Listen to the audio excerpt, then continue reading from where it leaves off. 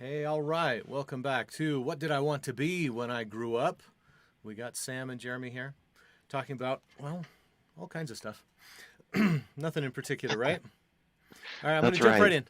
I got another Who Am I for you. So I'm going to Okay. give you some clues. Want to see if you get this one. This is a little bit of old school one, not very recent. But this Okay. person was pretty famous. Yeah, I mean, you'll hopefully you'll figure it out after a little while. This person was born in Kentucky and was known as early on was a wrestling champion by age 21. But Oh, you're speaking my language. yeah, totally right. I actually was a really big fan of wrestling when I was a kid, so No way. I don't know. Anyway, So do you still have the luchador outfit with the mask and the whole 9 yards? Because I could no, totally see you in the ring. no, it wasn't like that. I But see. Yes. probably close. Yeah, yeah, I get that.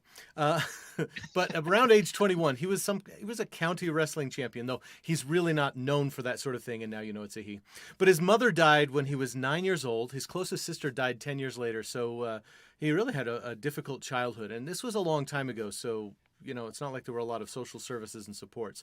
He eventually married and moved to Indiana. There was some whole thing there. He was a farmer for a while, and there were some issues with property recording or something like that, and he lost a bunch of farmland, which was really bad. But he Oh, then wow. moved into woodworking and cabinet making. One of the things he's a little better known for this. He was mostly self-educated because he really didn't have a lot of options for school. But eventually, he studied really, really hard and became a lawyer. After a while there, he realized that some things about the country needed to change, and this was here in the U.S. And eventually he moved into politics. He lost a whole lot of different races before finally winning some offices. Some of them were potentially really difficult races, but eventually won a very, very high office. Well, before that, he served in the Illinois state legislature, ultimately the U.S. House of Representatives, and then finally, of course, he became president of the United States for a time.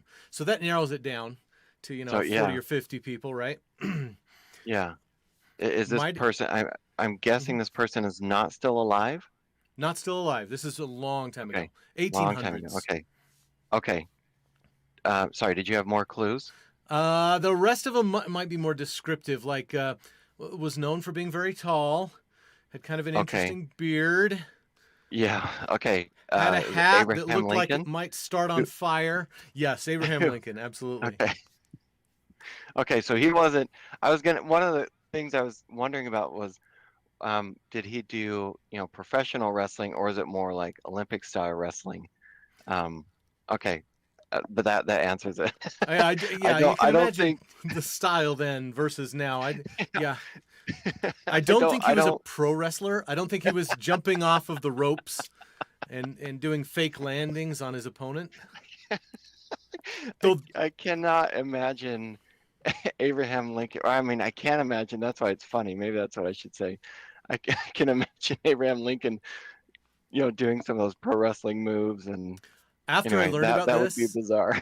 I was completely disappointed that Bill and Ted's Excellent Adventure didn't include an Abraham Lincoln wrestling scene. I think that would have been cool. Oh my goodness. That would have been excellent. Oh yeah, yeah, exactly. Right. Um, yeah, wow, that's incredible. Um, I wonder what, like nowadays it's really like becoming a lawyer, there are a lot of like really strict requirements and things. Hmm. I've filled out, I don't even remember, I think it's like character references, I think is Hmm. what they are. I filled out character references for friends of mine who went into law. And I'm pretty certain that the requirements to become a lawyer nowadays are quite a bit different than they were then. Not saying that Abraham Lincoln, um, like his character was flawed or anything like that. I'm not saying that. Um, but that's interesting that what you said that he, didn't have formal education, and that's pretty well known. Um, but he studied really hard and educated himself, and then became a lawyer. That would be interesting to find out. Like, I don't know, maybe do you know kind of the path, like more details about that path? No, I didn't get into a whole lot of backstory on that. You might remember, you've probably seen the movie Catch Me If You Can, right? Yeah. Um, in that case, Yes. he Yes. becomes a lawyer, and all he did was study like crazy and took the Yeah. bar and passed it and became a licensed attorney. Obviously, that didn't last very long because, well, he took off and flew away. Funny Yeah. movie, actually. But is that even possible today? Can somebody just go and study the heck Oh, out of law books and take the bar and become a lawyer, even if they haven't been to law school? I don't know if that's even possible. yeah. That's a great question. Um, my guess is no, but I don't know. Yeah. Um, There are a lot of other things that require specific licensing and stuff like that. Even to be a hairstylist in a lot of states, if not all of them, you require some type of licensing from the county or state or something like that. And right. it seems like most of those requirements are less about having the skills and abilities, because that comes down to the raw talent and just working hard at it. But they require you to know a lot of things about public health and I don't know issues people might have health wise with their hair or skin or something like that to Yeah. try and help protect the public. But there's some other jobs that seem to be just wide open. I mean, I've seen some things where people have done construction work without a license, and sometimes it's okay, and sometimes it's really, really bad. Yeah. Um, Yeah. Inventing things, that's something where, depending on what you're inventing, there may or may not be that much in terms of licensing requirements. Some of the most amazing inventors, like, we talked about, who was it who invented the light bulb the other day? Thomas Edison. It was a Thomas kind of a Edison. Thomas Edison thing. It's not like he had to go and get a professional engineer's license or anything like that. Right. Yeah. Yeah. Okay, so question for you, Jeremy. You are an engineer. Hmm. I remember a friend of mine in college, he was studying to be a mechanical engineer, I believe, and Hmm. you're an electrical engineer. But he said we were talking one time and he was talking about this, he was coming up on graduation and preparing for this big comprehensive engineering exam. Hmm.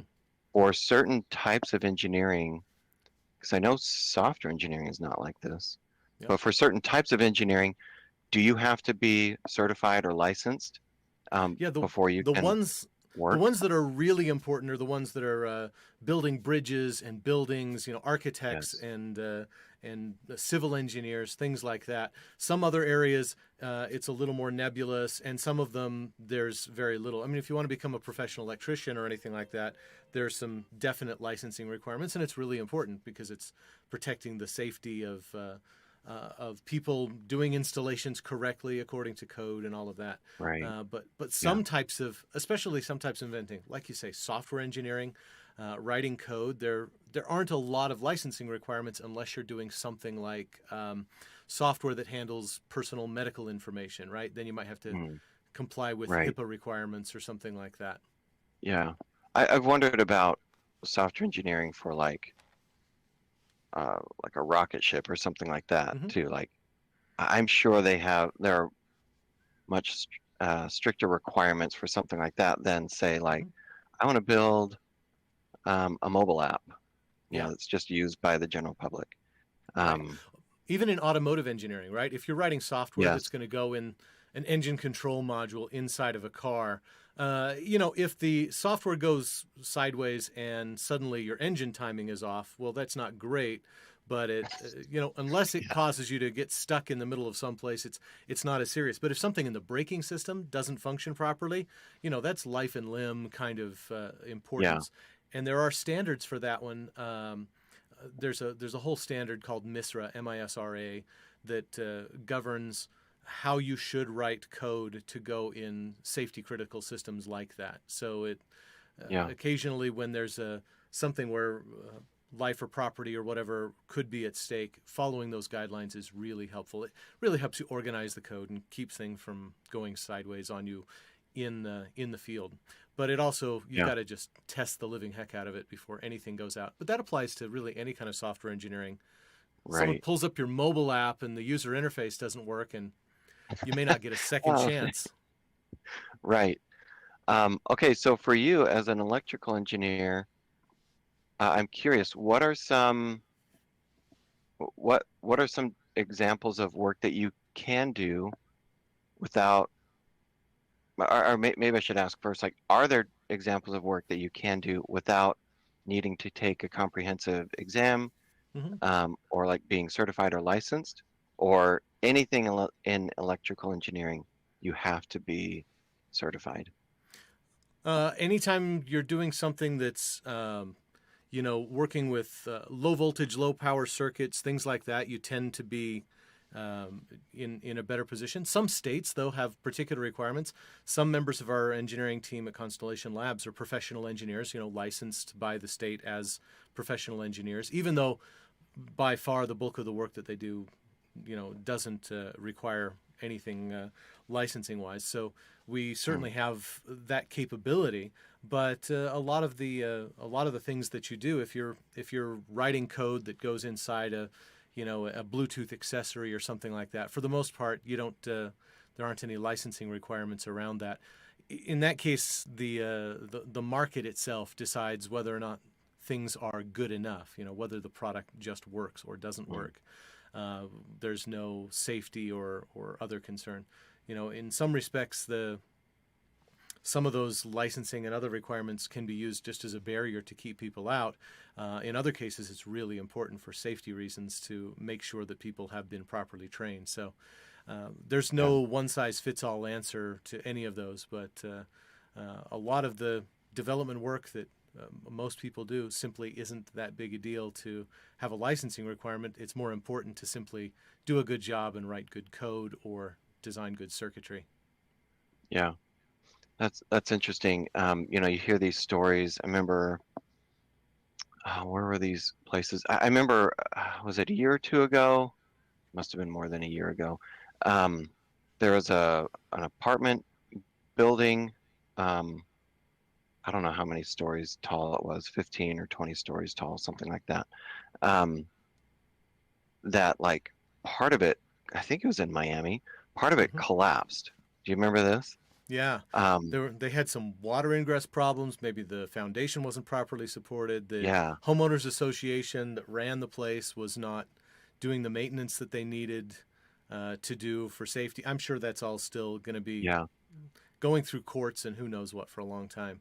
That's the kind of yeah, stuff that's really sad and very unfortunate. And construction of any kind like that, of course, should be going through licensed civil engineers and architects. And in that case, I think I was just watching some type of uh, special on Netflix or something like that that talked about dredger ships, the ones that go out, they actually dig up sand, good quality sand in the ocean, and come and dump it to create artificial beaches. And apparently, I think it was Miami, there are entire swaths of beach there that are entirely dredged up. They weren't originally part of the coastline, but they dredge up really. sand, dump it in the coastline, and they made, I don't know, 10 miles or more of beach, and they built stuff on it. The Whoa, But apparently they part of that, again, this is all the world of the civil engineers and architects to right. do right. Apparently they sink these giant pipes, I don't know, 100 feet down into that sandy ground that they just built up, and they put pumps in them, and that way the moisture seeps in through the sand into those pipes, and they pump it away just to keep the ground solid enough. Wow. That that's always frightening to me Yeah. when you're talking about like going against the laws of nature. You're Mm-hmm. just, yeah, like going against the laws of nature, um, nature swept the sand away from the beach, and created what it was naturally. And then human beings are trying to go in and say, no, we want that beach here. Yep. Like, okay, hopefully everything goes well. Yeah. But that's frightening. Yikes. Yeah, and Wow. I've even seen that on a much smaller scale. I've Uh-huh. got some extended family that has a little like I guess it's sort of a cabin in the mountains kind of thing. And there's a little you can't really call it a river by big river standards, but it's a you know, Yeah. by people who live in the desert, it's a river, sure. But Yeah. they have upstream. There's a dam, a bit of a reservoir, but even with that, they still have a big release of water during spring runoff. And every year, it's a guess. You never know until you actually go up there after spring runoff is over. Is there going to be a beach by the side of the river, or has it been swept away, or did the water move slowly and they actually deposited more of a beach there? And Oh. you know, is it good sand or does it smell like rotten fish? You never know until Uh, after the spring uh, runoff has ended. So oh my goodness. Wow. Yeah, yeah, that's and can you imagine? You wouldn't want to build on that, right? Because year to year, it's going to change, and that's exactly what they did. They built whatever it is, Miami Beach or something, out into the ocean. yeah. Seems a Oh, little risky. yeah. Well, I mean, you talked a little bit about, what they've had to do to like get the water out, to make the ground more solid. I mean, talk about a maintenance problem, Yeah. just to maintain that, how much does that cost? And, is there going to be a situation in the future where, like this apartment complex that had this partial collapse, maybe it could have been, that could have all been prevented had they taken the proper precautions, spent the necessary money to, make it safe and get it inspected periodically and whatever. Um, with this beach, like, are they going to run into an issue like that where funding has been cut, or, and you've Hmm. built things on top of that? Oh my goodness, I, and right now, like we're seeing companies, laying people off. They've had to cut back, this sort of thing happens, and so in good times, people have these big dreams and have all this money to fulfill these dreams, but then in bad times, hard financial times, it's like, oh, we got to scale back. mhm. So if you've already built structures on top of this, that could be very frightening. Yeah, totally get Oh my, it. yeah, wow. Anyway, Nice. Yeah, you could go the other way. You could live on a volcanic island like Hawaii or some of the other South Pacific islands. Instead of it being a problem of the water coming up there, it's the fire following you down from the oh my volcano. goodness. Yeah, You've got no problem. Nice solid rock to build on, but you know you might have molten lava pouring over it next week. yeah. That. Do you remember? This is kind of humorous to me. A few years ago. Oh, great! Volcanoes are humorous to you. I like to Well, see how this one ends. I don't mean I don't mean to like sound morbid or anything like that, but Hmm. there there was this story, I think it was before the pandemic, how Hawaii had, oh, I can't remember where it was. It was one of the islands that had some volcanic eruptions and things, and it was, I think it was in the spring, like just before um peak tourist time, and the governor of Hawaii, it's like, um, they had video of this, and they even were like giving warnings, like, don't go by this, close to this area where it's erupting. And there was this one, like tour ship or something that was driving close to it. I don't remember all the details of this story, so I might be getting some of the details mixed up. But I do remember seeing this in a video.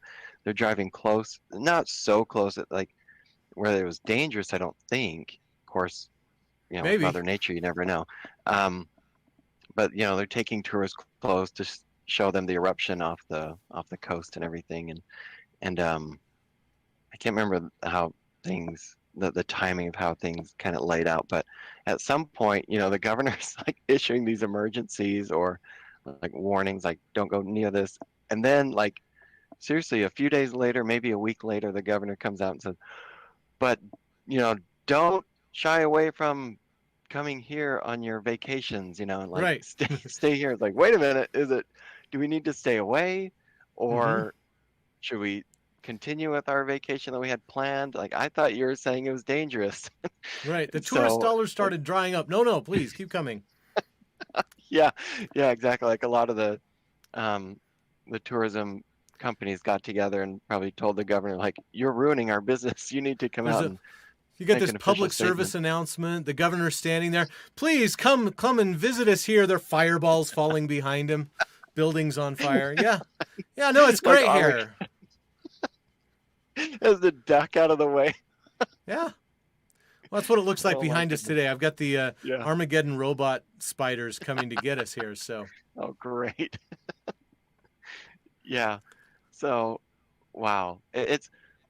I think it's kind of frightening sometimes when you think about people's motivations. Why would the mhm, governor be issuing a warning in the first place? Well, they're motivated to protect the citizens of their state and other citizens coming and visiting.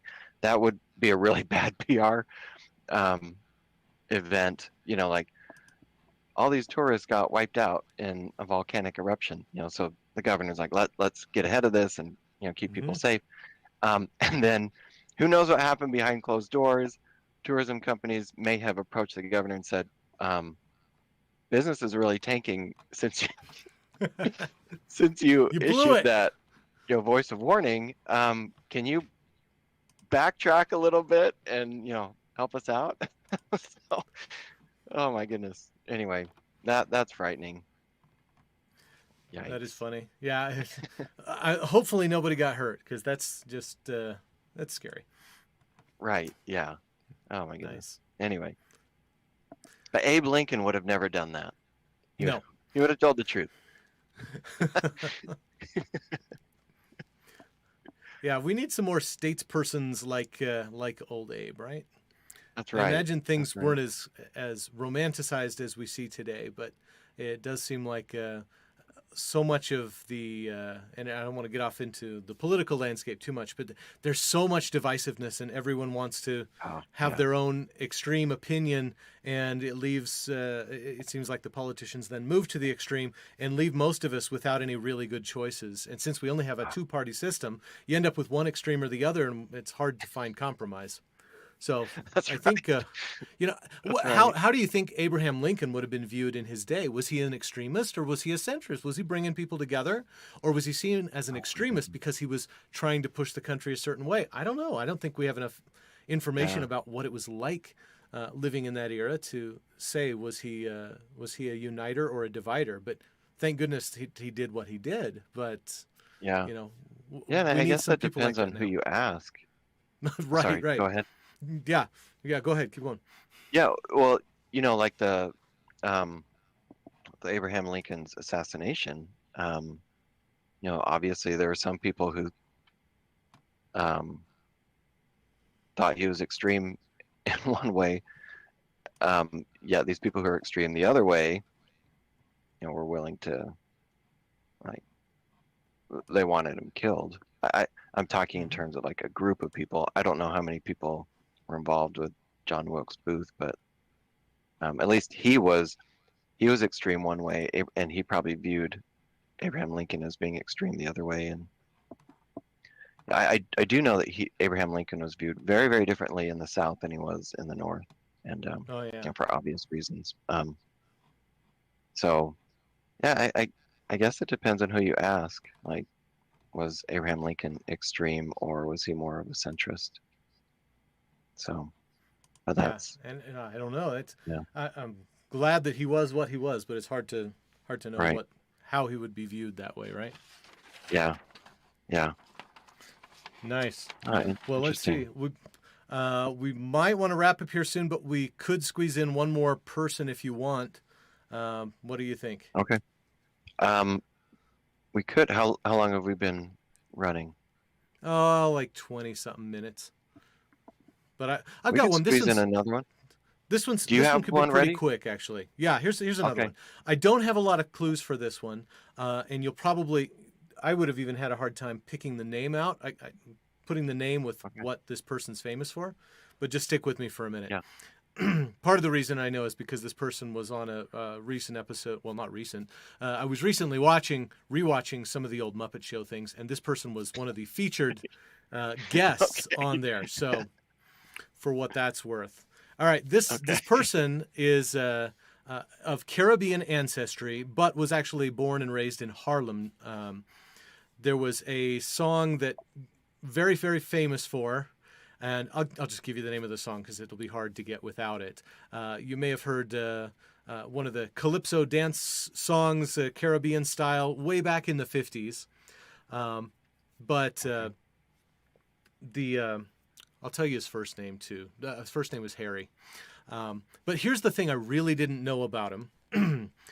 So all right, I'll just completely give it away. Harry Belafonte. You would never guess this part of it, right? He's famous for the whole Okay. Calypso song, which was a very cool, very famous song back in the 50s and made resurgences multiple times.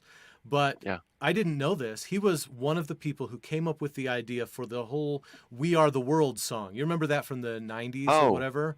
The yeah. Aid for Africa thing, trying to raise money because there was a famine and starvation, all kinds of things like that. So Right. he, of all people, the Calypso guy, came up with the idea for this song, We Are the World.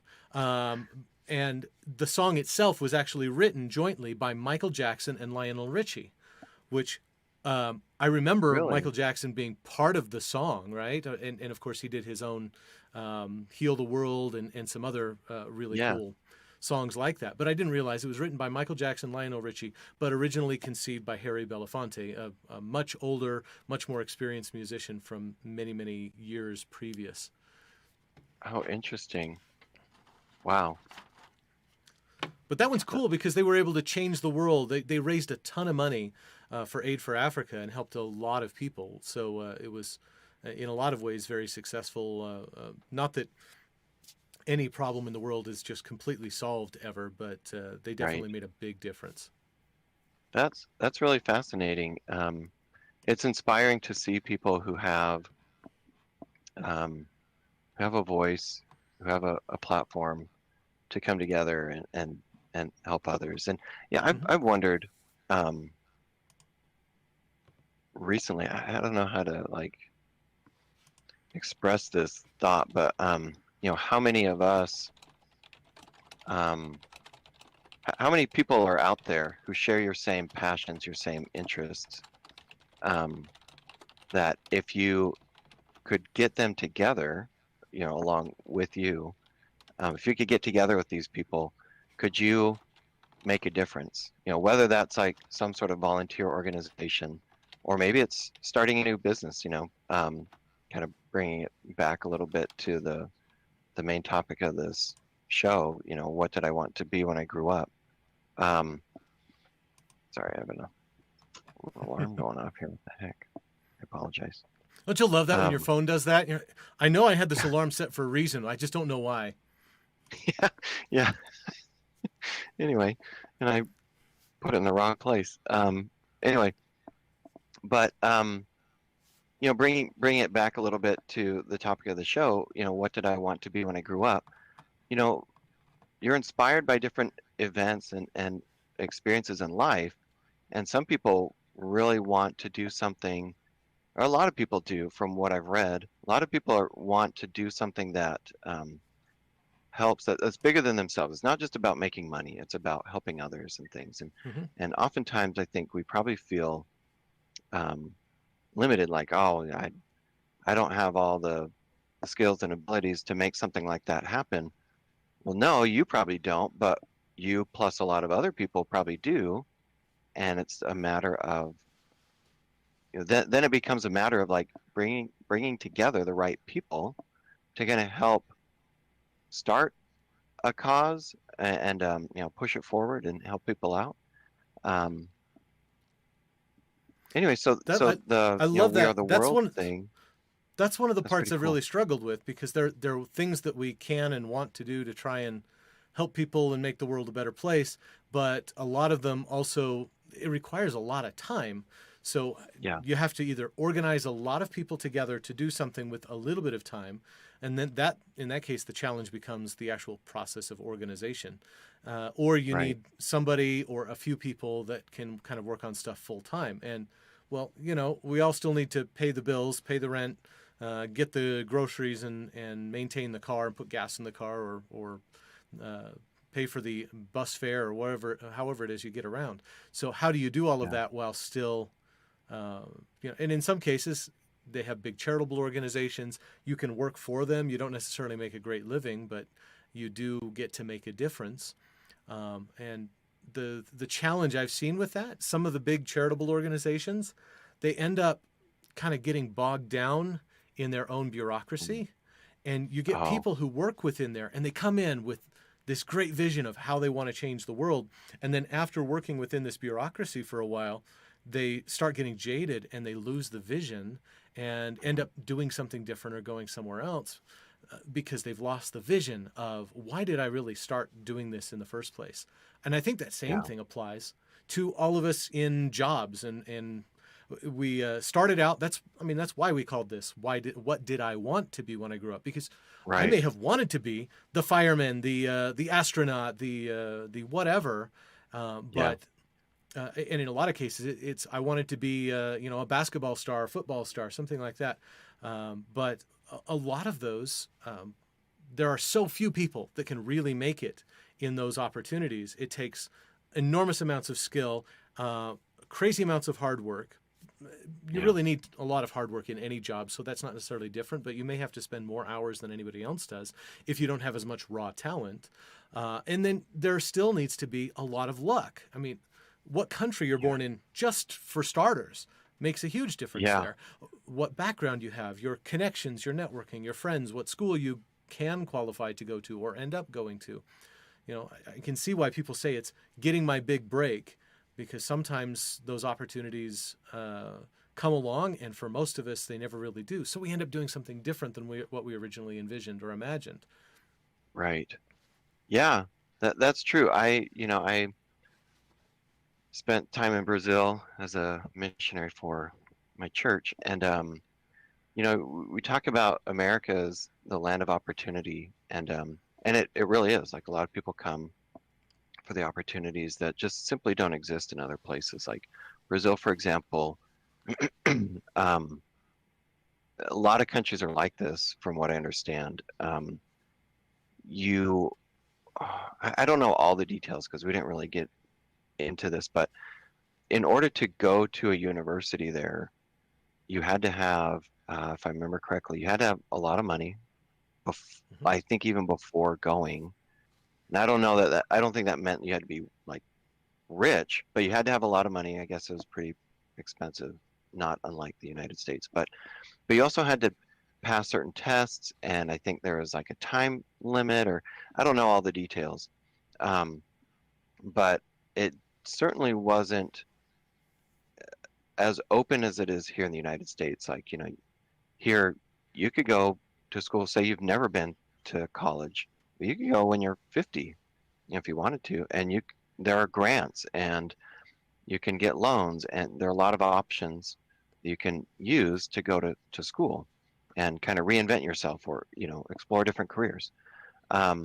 And I remember meeting a guy in Brazil who we'd walk the streets and things, and we'd see these kids out in the road all the time with just wearing their underpants and just playing playing, or like they're wearing like quite literally rags, just dirty Yeah. clothes, and they're just playing in these dirt roads, and they would play with, you know, they'd literally like put together. They have like um, cans of food, like empty cans, and like popsicle sticks or whatever, and they'd build their own toys and those sorts of things. I remember meeting this man who he lived in, not a ritzy area by any means, but just, had a nice home. He had a car, which was not super common, because it was expensive to buy one, but more expensive to like the ongoing cost, not Hmm. just the maintenance cost, but like they didn't have gasoline there; they had alcohol, um, instead of gasoline, and it was pretty pricey. Um, anyway, but he had a home, he had a car, he was married and had one or two young children, and we were talking to him, and he said, I was one of those kids growing up. I was one of those kids that you see in the street, um, just playing in his underpants and building toys out of whatever scraps were lying around. And he said as he got older, he wanted to have a bicycle, and so he had this goal and he worked and saved some money. I don't know what kind of work he did, but just picked up random work. Um, they had like kids. This was so sad. They had kids who were literally 8, 9, 10 years old who would walk around with this. It's like a crate, and it had some sort of, it wasn't a strap like you have on a backpack, but it was kind of like it Like was a a wooden rope. crate. Well, it wasn't a rope either, but it was like this. So I'll describe it to you. It was like this shoe shine crate, and there's a Mhm. little pedestal you could put your foot on there. And the kids would, the crate was like a box, and it carried their shoe shine equipment in there. And they could take this pedestal and like hook it over their shoulder, and they'd walk around Hmm. and just ask you, like, hey, do you want me to shine your shoes? And it was like a quarter or something like that, Right. And but these kids were out there instead of being in school, these kids were out there Trying to earn a working living. because, yeah, to help their family. And it was Hmm. so sad. And so whenever we could, we would say, yeah, of course you can shine my shoes. Like, even if we had just shined our own shoes, we're like, yeah, Yeah. of course, shine my shoes. And, we'd pay them more than what they were asking. And anyway, so this guy, he said, when I had this goal, I wanted a bike. And so I went and did some work. And I think he did shoe shining, Hmm. and saved his money and bought a bike. And then later on, I can't remember what it was the next thing, like I want something else. And he went and worked and saved his money and got the next thing. And then as he got older, it was like, I want to buy a car and I want to buy a home. And so he just kept working at it, kept working at it. And, Yeah. as a young guy coming, as a young American in Brazil, I grew up in the land of opportunity and hearing all these stories about people going to the United States for the opportunities. But here's a guy creating something out of nothing. I mean, literally nothing. He had nothing, you know, um, except for like the scraps in the street or whatever to make toys. And but he found a way to create an opportunity for himself, and he I think was a great example of what did you want to be when you grew up. He Hmm. had a, an idea for himself and worked at it, and that idea changed over time, but he kept working at it and created opportunities where there weren't opportunities, and it was just very inspiring. I was Yeah. so So inspired by that guy, and I really thought, cool. man, what what what am I squandering, you in my life? So anyway, it was really really awesome. Yeah, that's cool. Very, very cool and inspiring story. It's really neat that he was able to make those opportunities for himself.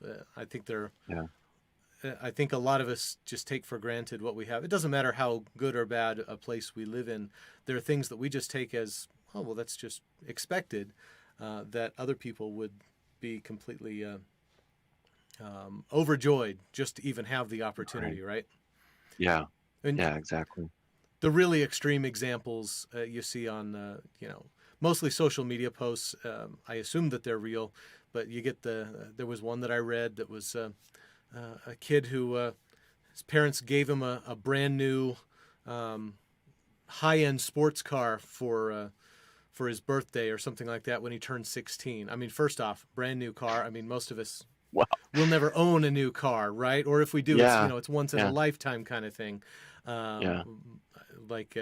my mom, she had one new car in her entire lifetime, one truck that was for work, and we drove the thing into the ground over the course of 20 years or something.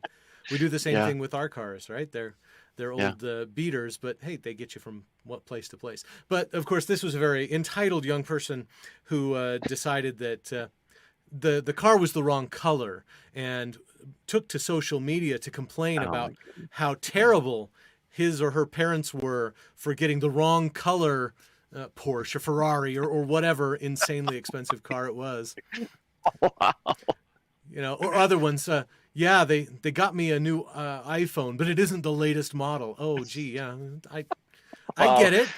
That's a tough life. That's a tough you life. know I get it. It's really nice to have the latest toys, but at the same time, most of us actually have to live on a budget and try and be Right. prepared, and better yet, try not to have to run up the credit cards just because an emergency happens. But Right. Yeah, so those are extreme cases, obviously, but Yeah. are our cases any less extreme when you compare it to somebody like the kids in the street running around with their shoe shine boxes trying to just make enough Yeah. money to live on? You know, in our Yeah. case, it's, oh man, uh, wore out. There was a hole in my shoe or something like that. Oh darn, this is so terrible for me. Compared to the kids who are just scraping by, barely able to survive. So Yeah. yeah, I don't Yeah. want to totally play the uh, in my day us old people kind of card, but I think Right. anybody of any age, if you stop and think long enough about other people who have it worse than we do, and it can be for any reason. It could be from where you grew up. It could be because of your racial or ethnic heritage, or your background, or your opportunities for school, or lack of opportunities, or the type of school you went to, or all those kind of things. They make a huge difference. If we are willing to think about and understand one another a little bit better, I think we are less judgy about how other people are. Right. Yeah. Yeah, it's true. Yeah. Your story reminded me the entitled young man. I'm guessing it was a young Hmm. man. With the car reminded me of this Probably. great, great tweet. I I don't even know how I saw it. I think it was just I don't know why this was recommended to me. Maybe this is telling. But as this guy, he said, here's my here's my here's my plan for getting rich. And he said, it was like in this like step by step, the step by step plan. And he said, uh, or this is how I got rich, I think is what he said. Worked really hard for 8 years and saved everything, and was able to save up like $500,000. Or like I think I was live at home, to cut costs, work, saved everything for 8 years, was able to save $500,000. Um, I can't remember what else he did, like sold some things, Hmm. and made, like another 500,000. Did something else and got 1 million. And so he had like a total of 2 million. And then he's like, says, um, What, did he lose it parents all in the gave, stock market? par no, it's like parents gave me 23 million.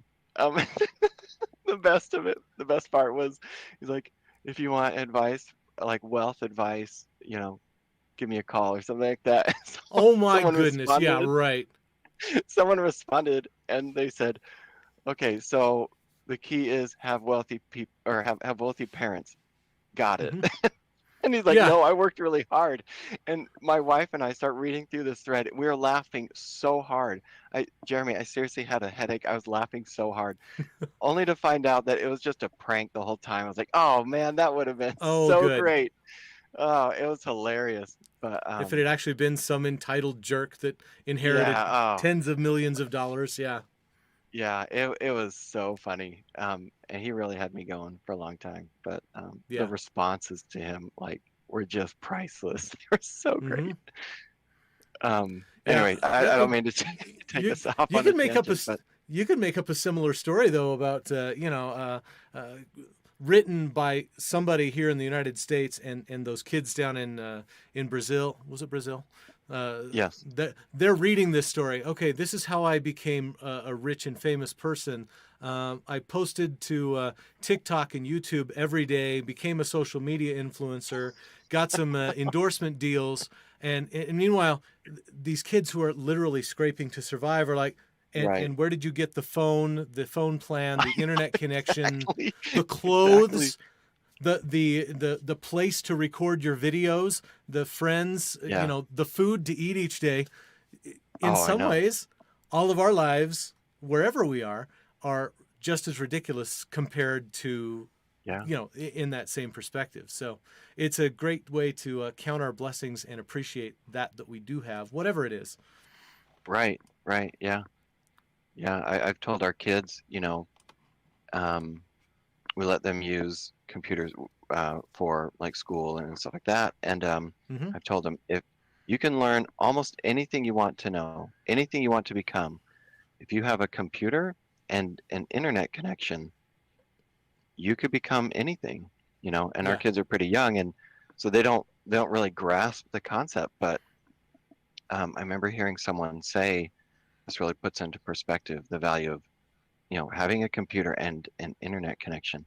Someone said the amount of information we have nowadays would make even the poorest pauper into a prince, something like Hmm. that. And I was like, that's true.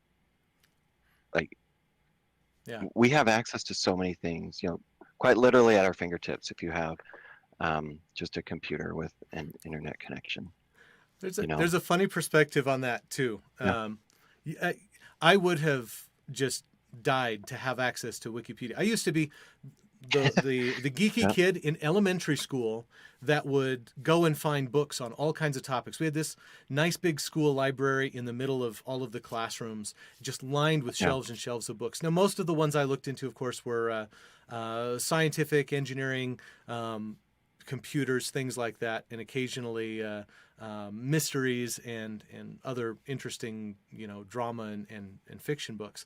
But the information you have accessible at your fingertips with Wikipedia alone is just yeah. mind blowing compared to what a lot of us grew up with. And to put that in perspective, we were watching an episode of Friends with our kids recently. We don't appreciate all the language and some of the other content in there, but this All right. particular episode was kind of funny because an encyclopedia salesman comes up and Joey Tribbiani happens to have enough money to buy one volume, and it Oh, was I think I saw that episode. That sounds really familiar. I don't remember which volume he got, but it was V or Q or something like that. So he became a complete expert on everything that started with that letter. But as soon as somebody starts talking about another topic, he feels left out of the conversation again. But even I then, I that saw wasn't that episode. That was that so wasn't that funny. long ago. That was like 20 years compared to, and of course, a lot of people watching. Yes, if you're only like 20 years old, okay, that's a lifetime ago. But when you were Yeah, born, there was no Wikipedia. The internet yeah, was in its infancy, compared to what it is today. yeah. YouTube, what did it start in? Like 2004 or 2006, something like that. Yeah, I Yes, don't that's know. a long Yeah, time ago, but especially the way technology keeps moving. But think about it. Before that, where would you go if you wanted to go see an old episode of a childhood television show of My Little Pony without YouTube, right? yeah, yeah. Everything's there Um, now. it's funny. I remember. I can't remember if it was high school. I think it must have been. It must have been high school or something. Maybe it was even early days of college. That doesn't seem right. But anyway, they would talk about, um, you know, nowadays it's like go do your research. If you are Oh, you. researching Oh, for oh a no, I'm sorry. paper. You just used the term nowadays. Now we sound like Yeah, really old people. sorry, sorry. Nowadays. What term should I say?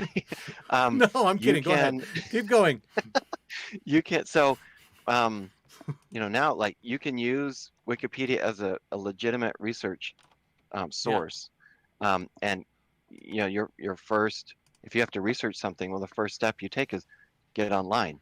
But there was a time when that was highly discouraged, and Wikipedia was like, Yeah. no, you can't use Wikipedia. No, You it's know, not a source. yeah, like if you use Wikipedia as a source, you will fail this paper. Stuff like Yes, that. exactly. And I remember a librarian showing us the card catalog and how that worked. I was like, oh, okay, hey, that's cool. You can reference things from this one source. That's awesome. Hmm. Oh my goodness. And I don't even, I'll bet nobody even teaches that anymore. You just have Oh these like yeah. old drawers of stuff. Like, what's this? There are all these Good luck little cards. finding a card catalog. We had Yeah, very cutting edge stuff when I was a kid. My parents were very good at encouraging us to learn. So, my dad was a college professor. My mom ran the family business. So we had, everything. It was cool because we not only had everything across the educational spectrum from mom running a business, a constant business, and dad in education and academia. So we had this exposure all the way from, not that they were political that way, but very much across a political and ideological spectrum through that range. Now, compared to some people, maybe not so much because we were still in Utah at the time, so a relatively yeah, conservative area. But we had this a most amazing place. So the school libraries were cool, but we were in a relatively small town. So I don't remember there being a city library, but what we did have was the county library. And it was still Oh, a okay. 20-minute drive away from where we lived, but my parents would take us there pretty regularly. And it was the most amazing place, 3 or 4 stories tall, enormous amount of square footage. And the coolest thing was, and this is, this is early 1980s. So top of the line computers at the time, IBM PC, Yeah, the original model, the Apple II, and they had an yeah, electronic card catalog that had computer touch screens. So somewhere in the basement was a mini computer or a mainframe kind of computer, and they had all yeah, these screens, and it had like 8 or 12 touch screen hotspots. Not nothing. Don't think touch screen like today. Think a yeah. text screen, old school, green with green text on a dark green background. And you could search through the card catalog and it would bring up the 8 best matches and you could go to the next group and the previous group. So there were times when we didn't have to go to the paper card catalog and we could look things up there. It was amazing. And I think, again, we took that for granted, but it was so cool. All of the books we could check out. We took home several books each, all of my siblings and I, and we would just pore over them and read them and learn so much from them. Those opportunities are huge. And for Yeah. people who don't have those opportunities, whether it's they don't have access or they don't have the family doesn't push them in that direction, I think there's a lot that they're missing out on. And today it's okay. Yes, I also watched a lot of TV when I was a kid, the equivalent of spending too much time on social media, but I also read quite a bit too, and it helped a lot. What? Okay, so describe, because when you said touchscreen, you know, automatically I was thinking like tablets and phones and stuff. Yeah. Obviously, that's not what it was. Was when you say touchscreen, what did it have buttons next to the screen? You could push a button?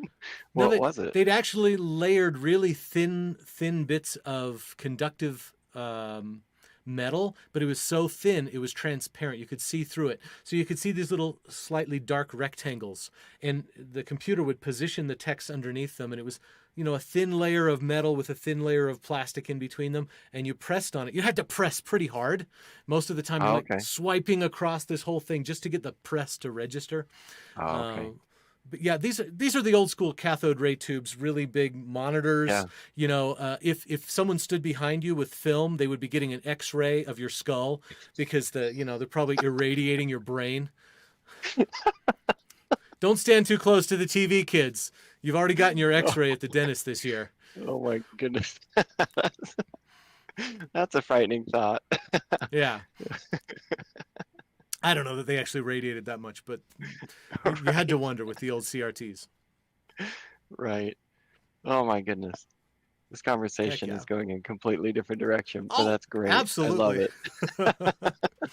Well, it's getting late. We better wrap up for today. Okay. We can continue tomorrow or whatever, or maybe we'll end up posting some of these to the website. Either way, Right. we'll want to keep in touch, let people know about them. Hopefully, we'll get some people joining in live because it'll be fun to chat with some people out there and get their perspectives as well on what did they want to be when they grew up.